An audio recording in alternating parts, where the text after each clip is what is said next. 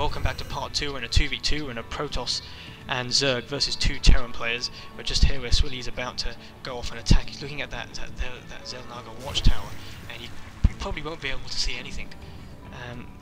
Not past this area anyway. You'll probably be able to see a bit of the Zerg players' area, but that's probably about it. We're looking here, going to be quite surprised about the units. Is massed up.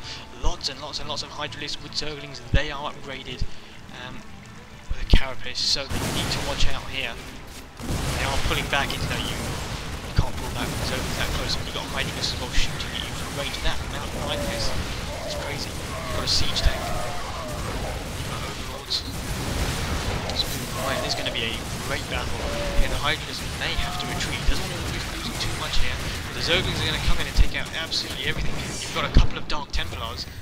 And we saw in the last video that I done the Dark Templars proved such a great asset to the Protoss army. You can just summon one or two of them, and they can literally take out an entire base.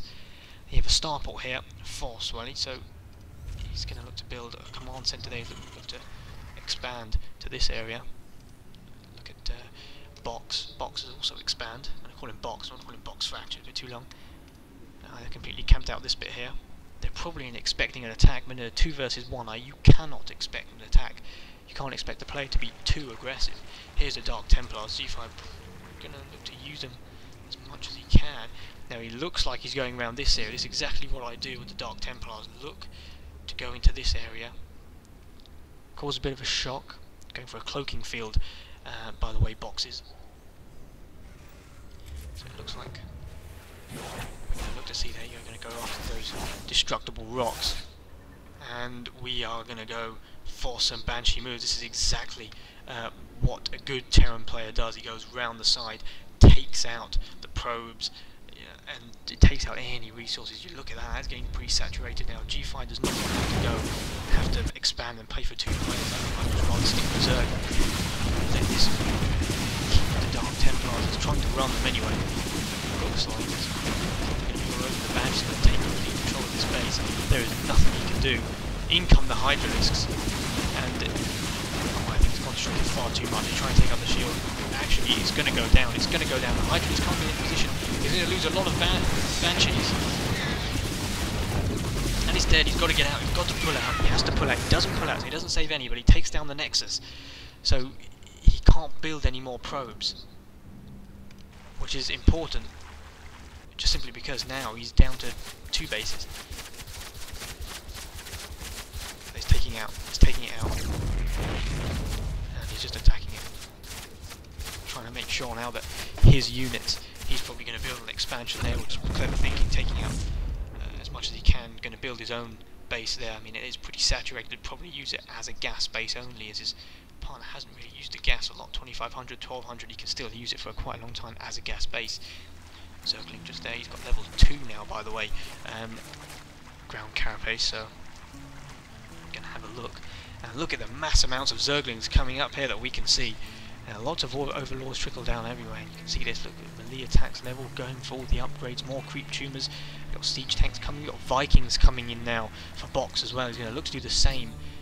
To be honest with you, I would look to do the same. I'd go around more or less the same way. Even if you do get spotted, you can come back around again. It's just harassing. Just group them in a number, any number, and just move them about the side of the map. You can really cause the opponents a lot of, not grief, but hassle. They're just trying to make sure that they're keeping one eye on your Vikings, one eye on your Banshees, and also trying to learn how to attack as well. You've got a massive clump in the middle. Obviously those Hydralisks are going to protect those Zerglings if they go in for an attack. Which is nice. Look at the map control we've got here from Gfire's point of view. It's looking pretty good. He could actually take up his high yield if he wanted to on destructible rocks, but I think he's got 3 bases running at the moment. So I think that's enough to take care of. He doesn't want to spread himself too much. I think players get this. New players especially will like to expand. I think I'm expanding so much, but then there's so much to defend at the same time that it almost gets a bit too much, and that's how they lose. Their forces get too stretched. But Gfire's done this just about right. Doesn't want to expand too much or to any more yields in removal fields.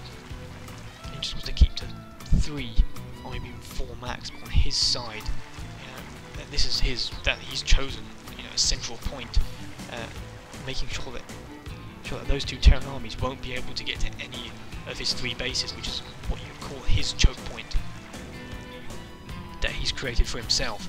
Now here you go, you've got the second expansion there, ready for swelling. It's not looking too bad. At the moment you've got a Raven up, a couple of siege tanks, lots of Marines, and some Marauders. Let's have a look at Box, see what he's doing. He's expanded as well, pretty normal expand. He could go there as well if one base does get saturated. Look at the bases, they are getting saturated pretty heavily. Look at that, Swilly's nearly out, and Gfire is going to expand there. Those bases pretty saturated. He's going to go for the gas straight away, as you can see. That base, first base, pretty much saturated. The second base, remember that this base is going to be saturated because he started so he expanded so fast, so it will be saturated more or less the same speed as this one, because he's almost split the amount of drones half, and this is basically just going to be just for spawning, you know, Hydralisks or Zerglings or whatever he wants to do. That's why he's made an extra one.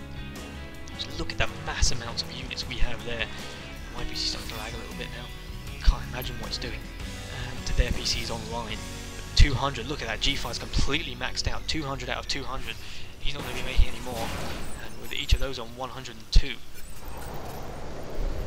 So, we'll see what's going on here. They're just waiting, I don't know what they're waiting for. I mean, there's nothing you can really do, really, even massing that much out, but you really got to send, especially air units, round the sides here, just round the sides, making sure, also for scouting purposes, or making sure that he's not expanding, you know, past his area, past his half. That's important. When he starts to expand that much, we've seen how bad expanding can be when you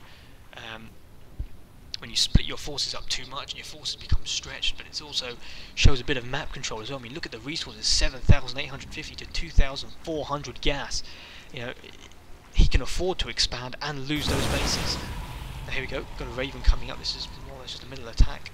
He'll probably be able to see just a tiny bit of that force, or maybe just be able to see just at that Overlord, which is not why he's pulling back so much. I'm sure if he'd be able to see it, he'd run back home and start walling up. Here comes a Helion into the attack. They're looking at the Delnaga Watchtower. Let's just have a look at what he's actually looking at there. Swilly, he can't see. He can only see to that Overlord and to that Overlord. So I was right in my prediction.